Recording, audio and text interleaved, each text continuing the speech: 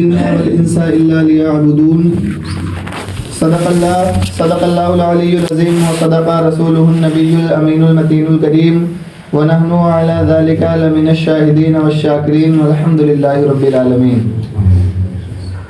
بریلی کے تاجدار فرماتے ہیں کہ فریاد امتی جو کرے حال زار میں، فریاد امتی جو کرے حال زار میں، ممکن نہیں کہ خیر بشر کو خبر نہ ہو۔ باد توحید کے متوالوں، شمع رسالت کے پروانوں، اولیاء امت کی جانثاروں، ہم سب کے آقا، مدینے کے تاجدار، دو عالم کے مختار، سرور کائنات، فخر موجودات، لمبے لمبے ہاتھوں سے بھیگ دینے والے داتا، ہم سب کے آقا جناب محمد رسول اللہ صلی اللہ تعالی علیہ وسلم کے بارگاہ بے کس پناہ میں بصدق و محبت کے ساتھ پڑھیں درود پاک۔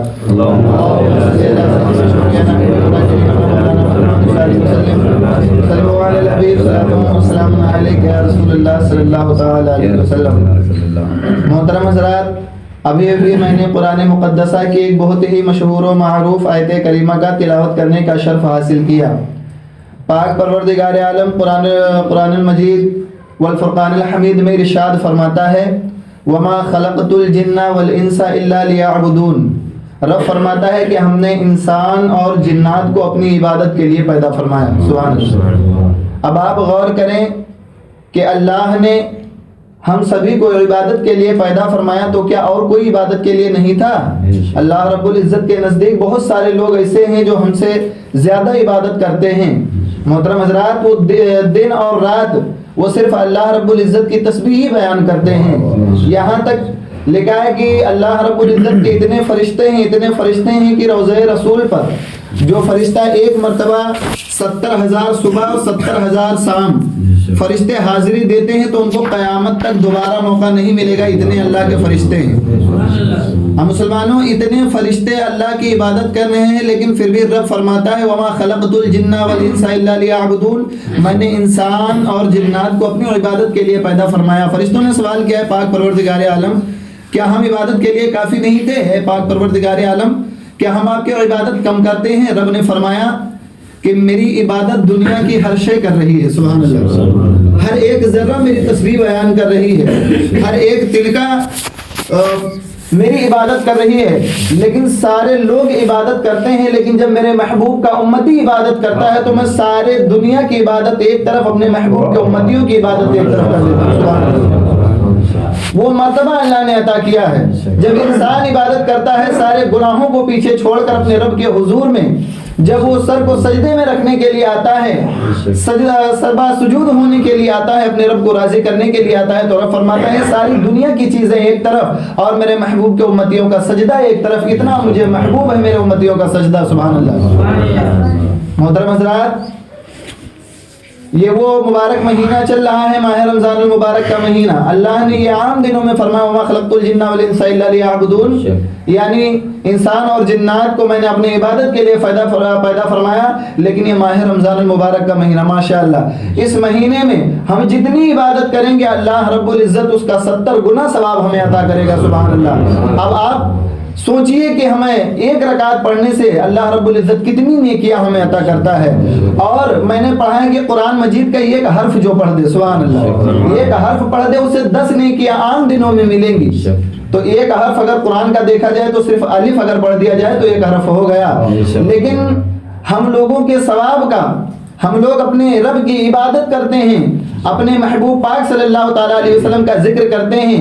ہر بندہ جب نماز کے لیے کھڑا ہوتا ہے تو ثنا پڑھنے کے بعد جب وہ الحمد شریف پڑھتا ہے، کوئی سورت ملاتا ہے تو آپ غور فرمائیں، آپ ملاحظہ کریں کہ اس میں کتنے آیات آ جاتے ہیں، کتنے حرف آتے ہیں۔ اللہ رب العزت 10 نیکیاں ایک حرف پر لکھتا ہے، تو جو کوئی ماہ رمضان المبارک میں اگر ایک پارہ پڑھ دے تو اس کی نیکی کا ثواب کیا ہوگا، اس کے اعمال میں کتنے نیکیوں کا اضافہ ہوگا۔ مسلمانوں، عام دنوں میں ایک حرف پڑھنے کا 10 گنا ثواب، اور اس کے بعد ماہ رمضان المبارک میں 70 گنا ثواب ملتا ہے۔ تو مسلمانوں، ہمیں چاہیے کہ ہم قرآن مجید کی تلاوت کریں۔ اور میں نے سنا تھا اور پڑھا بھی تھا کہ پہلے لوگ عبادت اس طریقے سے کرتے تھے کہ ایک گھر میں کئی لوگ جمع ہو کر کے قرآن مجید کی تلاوت کیا کرتے تھے۔ سبحان اللہ۔ قرآن مجید کی قرآن خوانی کیا کرتے تھے، اور لوگ بیٹھ کر کے جمع ہو کر کے وقت نکال کر کے اور قرآن مجید پڑھا کرتے تھے اور اللہ رب العزت کی عبادت کیا کرتے تھے۔ ابھی تقریباً کل قوال صاحب ایک واقعہ پڑھ رہے تھے، مجھے یاد آ رہا تھا کہ حضرت عمر فاروق رضی اللہ تعالی عنہ یہ بہت اللہ رب العزت کے محبوب کی یہ مراد ہے، سبحان اللہ۔ ان کو اللہ سے پیارے آقا صلی اللہ تعالی علیہ وسلم نے مانگا تھا، اور جو چیز مانگی جائے وہ مرید نہیں بلکہ مراد ہوا کرتا ہے، سبحان اللہ۔ تو حضرت عمر فاروق اتنے جلال والے آدمی تھے، اتنے جلال والے شخص تھے کہ جس گلی سے نکل جایا کرتے تھے اس گلی میں کوئی باہر نہیں کھڑا ہوتا تھا، اتنا ان کا دبدبا تھا۔ حضرت عمر فاروق ایک دن اعلان کرتے ہوئے جا رہے تھے کہ اگر کوئی اللہ کی عبادت کرتا ہوا مل گیا، اگر کوئی حضور کی پیروی کرتا ہوا مل گیا تو اس کے سر کو میں تن سے جدا کر دوں گا۔ تو لوگوں نے کہا عمر فاروق تم تو ننگی تلوار لے کر گلیوں میں ٹہل رہے ہو، کوئی اگر محبوب کا پیروی کرتا ہوا مل گیا اسے میں قتل کر دوں گا۔ اے عمر فاروق تم یہ تذکرہ کر رہے ہو کہ میں اسے جان سے ختم کر دوں گا، اس کا سر تن سے جدا کر دوں گا۔ اے عمر پہلے جا کر کے اپنے بہنوئی اور اپنے بہن کا خبر لو، وہ تو پیارے آقا صلی اللہ تعالی علیہ وسلم پر فدا ہو گئی ہیں، ان پر ایمان لے آئی ہیں، قرآن کی تلاوت گھر میں ہو رہی ہے۔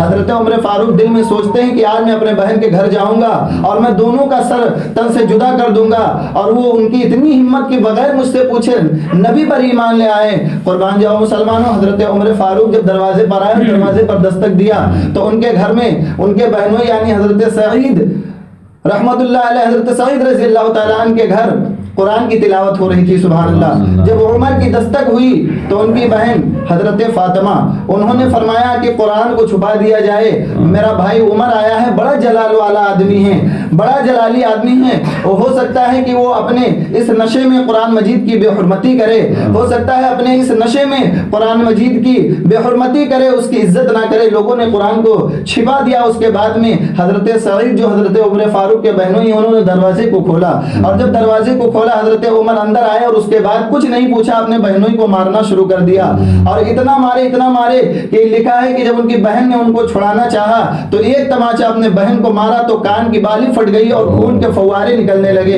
اور جب اتنی مار پڑی تو حضرت عمر فاروق نے کہا کیا تم ابھی نبی کا ذکر کرو گے؟ ان کی بہن نے کہا کہ اگر میری جان بھی چلی جائے، سبحان اللہ، میری جان بھی چلی جائے، اے عمر تم میرے سر کو تن سے جدا اگر کر دو پھر بھی میں نبی کا ذکر کرنا نہیں چھوڑوں گی، پھر بھی میں اس نبی کو، اس عظیم نبی کو اور ایک خدا کو ماننا نہیں چھوڑوں گی۔ حضرت عمر فاروق نے کہا میری بہن تجھے میں نے اتنا مارا اور تیرے شوہر کو بھی میں نے اتنا مارا اور تو نے قرآن پڑھنا نہ چھوڑا اور تو نے پیارے نبی کا ذکر کرنا نہ چھوڑا، اس سے پتہ یہ چلتا ہے کہ وہ کوئی عام آدمی نہیں، وہ کوئی عام نبی نہیں، وہ ضرور اللہ کے محبوب ہوں گے۔ اے میری بہن تو مجھے پہلے وہ قرآن دکھا جسے تو تلاوت کیا کرتی ہے، سبحان اللہ۔ تو ان کی بہن نے کہا کہ وہ قرآن المجید ہے، وہ فرقان الحمید ہے۔ اے میرے بھائی عمر پہلے تم وضو کر لو، پہلے تم غسل کر لو، اس کے بعد قرآن کو ہاتھ لگانا۔ جب ان کی بہن نے ان کو وضو کرایا اور ہاتھ پر پانی ڈالا تو رب کی بارگاہ میں رو رو کر عرض کرتی ہیں پاک پروردگار عالم عمر کو یہاں تک لانا میرا کام تھا، اب اس کے آگے ایمان کی دولت دینا تیرا کام ہے، سبحان اللہ۔ حضرت عمر فاروق کے سامنے جب قرآن کو کھولا تو یہ آیت ان کی نظر جب قرآن پر پڑی تو سب سے پہلے انہوں نے یہ آیت دیکھا، سبح للہ ما فی السماوات والارض، یعنی پاک ہے وہ ذات جس نے زمین بنائی اور آسمان بنایا، سبحان اللہ۔ زمین و آسمان کا بنانے والا مالک ایک ہے۔ جب حضرت عمر فاروق نے اس چیز کو دیکھا اور اس کے بعد میں پیارے آقا صلی اللہ تعالی علیہ وسلم اپنے بہنوں سے کہا کہ اس عظیم نبی کے پاس مجھے بھی لے چلو۔ حضرت عمر فاروق کو ان کی بہن اور بہنوں نے اٹھایا اور اس کے بعد جب پیارے آقا صلی اللہ تعالی علیہ وسلم جس گھر میں موجود تھے وہاں جب پہنچے تو پہنچنے کے بعد میں حضرت عمر فاروق نے دستک دیا، اندر سے آواز آئی کون ہے؟ تو لوگوں نے فرمایا، ان کی بہن نے فرمایا کہ میرا بھائی عمر ہے۔ اب قربان جاؤ مسلمانوں، حضور کے چچا جان پر سبحان اللہ، حضرت حمزہ پر، وہ بھی اتنا طاقت والے تھے کہ اپنے سامنے وہ کسی کو نہیں سمجھا کرتے تھے۔ حضرت حمزہ نے فرمایا، حضور کے چچا نے فرمایا کہ جاؤ دروازہ کھولو، اگر عمر کی نیت ٹھیک ہے، سبحان اللہ، اگر عمر کی نیت ٹھیک ہے۔ اب آپ یہاں سے پتہ لگائیں کہ وہ عمر جو گلیوں میں ننگی تلوار لے کر نکلے تو کافر باہر نہ نکلے، لیکن حضور کے چچا کی طاقت دیکھو، ان کی پاور دیکھو، انہوں نے فرمایا کہ دروازے کو کھولو، اگر عمر کی نیت ٹھیک ہے تو اندر آنے دو، اگر اس کی نیت بری ہے تو اسی کے تلوار سے اس کی گردن مار دیا جائے۔ جب پیارے آقا صلی اللہ تعالی علیہ وسلم نے اپنے چچا کے لفظ سے اتنی بات کو سنا تو حضور مسکرانے لگے، سبحان اللہ، اور حضور مسکرائے اور اس کے بعد اپنے چچا حضرت حمزہ سے فرمایا کہ اے چچا جان، آج عمر یہاں کسی کا قتل کرنے نہیں بلکہ اپنے رب کی بارگاہ میں حاضری دینے آ رہے ہیں، سبحان اللہ۔ تھا، آج وہ اسلام میں داخل ہونے کے لیے آ رہے ہیں۔ جب دروازے کو کھولا اس کے بعد حضرت عمر فاروق اندر گئے، پیارے آقا صلی اللہ تعالیٰ علیہ وسلم کے قدموں پہ سر رکھ کر اور ہاتھ میں ہاتھ رکھ کر کے اور توبہ کیا اور اللہ رب العزت کے محبوب پاک صلی اللہ تعالیٰ علیہ وسلم پر ایمان لے آئے۔ سبحان اللہ، اتنی برکتیں اتنی عظمتیں اس وقت کے قرآن پڑھنے والوں میں تھی کہ اگر کوئی غیر مسلم اگر سن لے تو ایمان لے آئے۔ سبحان اللہ، آج ہم دنیا کے کاموں میں مصروف ہیں، نماز پڑھنے کا وقت نہیں۔ اللہ فرماتا ہے کہ ہم نے انسان اور جنات کو عبادت کے لیے پیدا فرمایا اور آج ہم عبادت سے بہت دور نظر آ رہے ہیں۔ مسلمانوں، ہمیں چاہیے کہ اللہ نے جس کام کے لیے ہمیں پیدا فرمایا ہے تو ہمیں یہ نہیں کہ میں دن اور رات صرف عبادت ہی کرتا رہوں، ہمیں اپنے گھر کا بھی کام کریں، اپنے بچوں کے لیے کچھ کمائیں کھلائیں، لیکن وقت نکال کر کے آپ 5 وقتہ نماز پڑھیں اور 5 ٹائم کی نماز پڑھنے کے بعد قرآن مجید کی تلاوت کریں۔ اللہ رب العزت کی بارگاہ میں دعا ہے کہ مولا تعالیٰ ہم سبھی کو پیارے آقا صلی اللہ تعالیٰ علیہ وسلم کی پیاری پیاری سنتوں پر عمل کرنے کی توفیق اور توفیق عطا فرمائیں۔ کلمہ شریف پڑھنے لا الہ الا اللہ محمد رسول اللہ صلی اللہ علیہ وسلم، الحمدللہ رب العالمین۔ السلام علیکم۔